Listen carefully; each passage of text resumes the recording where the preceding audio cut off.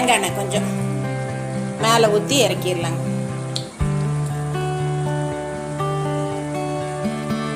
நல்லா இருக்கும் சாப்பாட்டுக்கு. இது வேணா இட்லி தோசைக்கெல்லாம் தொட்டுக்கலாங்க. இந்த கிரேவி எல்லாம் இது எல்லாம் தொட்டுக்கலாம். சாப்பாட்டுக்கு நல்லா இருக்கும், சூப்பராக இருக்கும். அவ்வளோதான்.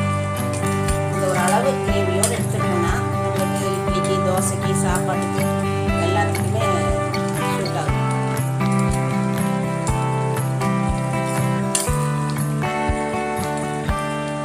ரெடி ஆயிடுச்சுங்க.